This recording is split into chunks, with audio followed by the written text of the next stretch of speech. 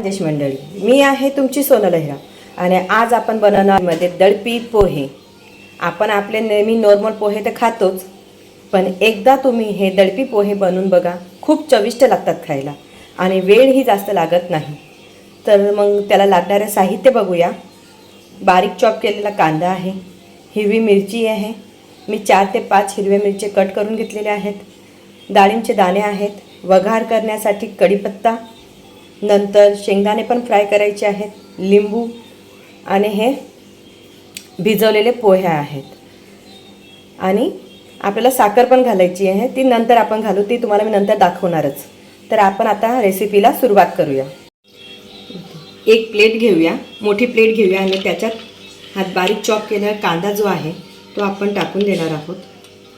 त्यानंतर बारीक चिरलेली मिरची आहे ती पण टाकणार आहोत आणि नंतर लिंबू आणि त्यामध्ये मी साखरही टाकून घेणार आहे। नंतर याला आता आपण एकजीव करून घेऊया। एकजीव केल्यानंतर याला आपण 5-1 मिनिटासाठी रेस्ट करायला ठेवून घेऊया। आपण सगळ्यात आधी एक कढई ठेवून घेऊया आणि त्यात तेल टाकणार आहे। कढई आता मी गरम करायला ठेवलेली आहे आणि कढईत तेल टाकून घेतलेलं आहे। तेलाचं प्रमाण कमीच ठेवायचं आहे। आता यामध्ये आपण वघार करण्यासाठी कढीपत्ता वघार करणार आहोत, कढीपत्ता, शेंगदाणे बस। आणि तेल जे आहे ते तपलेलं आहे, त्यामध्ये मी राई जिरं हे टाकून घेणार आहे। तुम्ही बघू शकता की किती छान असा आवाज त्याचा तळतळण्याचा पण येत आहे।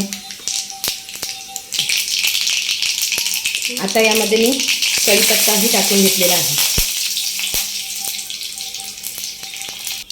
फ्राय करण्यासाठी याच्यात मी शेंगदाणे घातलेले आहेत, शेंगदाणे पण आपण छान फ्राय करून घेऊया। यामध्ये मी शेंगदाणेही फ्राय करण्यासाठी टाकलेले आहेत। आता याला आपण छान फ्राय करून घेऊया। सगळ्यात शेवटी आता तुम्ही बघू शकता की शेंगदाणे जे आहे ते छान असे फ्राय झालेले आहेत। सगळ्यात शेवटी मी याच्यामध्ये हिंग टाकून घेणार आहे आणि नंतर हा वघार आपण पोह्यांवरती टाकणार आहोत। आता यावरती आपण कांदा जी मिरची होती त्याच्यावरती हे पोहे घालणार आहोत आणि नंतर हा जो वघार केलेला आहे ते याच्यावरती टाकून घेणार आहोत।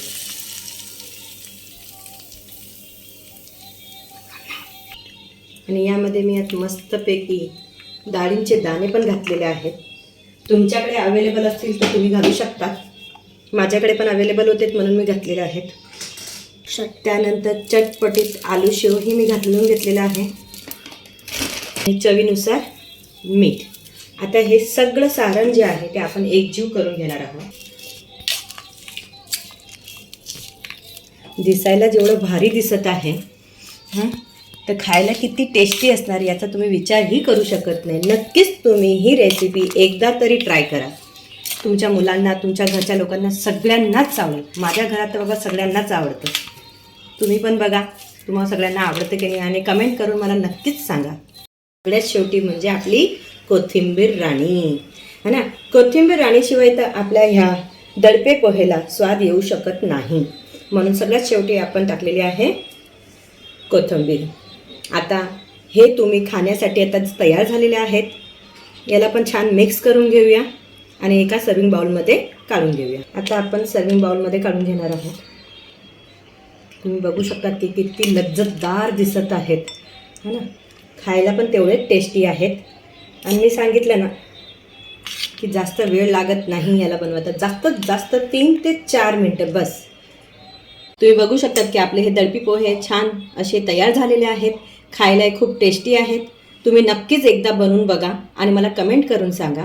जर तुम्हाला हे रेसिपी आवडली असेल तर नक्कीच तिला लाईक करा, फॉलो करा, सबस्क्राईब करा आणि कमेंट करायला विसरू नका। धन्यवाद।